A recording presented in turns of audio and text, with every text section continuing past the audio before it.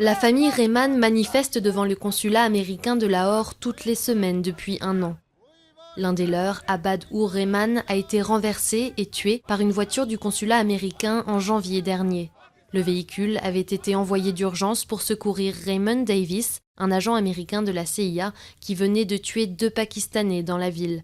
Arrêté par la police locale, Davis a échappé à une condamnation malgré l'indignation suscitée dans le pays, les États-Unis ayant finalement payé les familles des victimes. Mais les proches d'Abad, eux, n'ont jamais reçu les moindres excuses et encore moins une indemnisation financière. Ils n'ont même pas pris la peine de nous parler. Pour quel genre de superpuissance se prennent-ils? Est-ce qu'ils valent plus que les autres parce qu'ils peuvent faire ce qu'ils veulent? Si vous tuez quelqu'un, vous devez en assumer la responsabilité. Les États-Unis disent regretter profondément ce drame, tout en assurant qu'il serait inapproprié d'en parler en public. Mais à partir de cette histoire, les relations entre le Pakistan et les États-Unis ont commencé à décliner. En mai, un commando américain a abattu Oussama Ben Laden dans son refuge au Pakistan sans en avertir l'armée du pays. Puis, en novembre, une frappe aérienne de l'OTAN a tué 24 soldats pakistanais à la frontière afghane, révoltant encore plus le pays qui souffre déjà régulièrement des attaques de drones américains.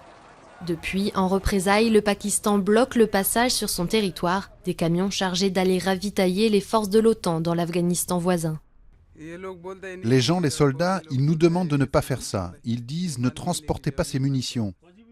Tous ceux que nous rencontrons sur la route nous disent de ne pas le faire et de rebrousser chemin.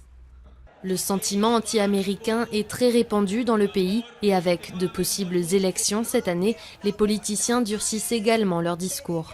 Nous ne voulons pas de soutien de la part des États-Unis, nous ne voulons pas d'aide, nous ne voulons pas de cette guerre. Elle a déjà fait beaucoup de dégâts au Pakistan. Ce que nous ferons en tant qu'amis, c'est nous assurer qu'il n'y ait pas de terrorisme sur notre sol. Pour les analystes, les 2 pays doivent pourtant renforcer leur alliance. Le Pakistan a besoin d'une assistance et d'une coopération économique. Et les États-Unis auront besoin de la coopération du Pakistan à propos de l'Afghanistan, où ils commencent à retirer leurs troupes. Après une année 2011 tumultueuse, les responsables des 2 pays plaident pour un apaisement de leurs relations.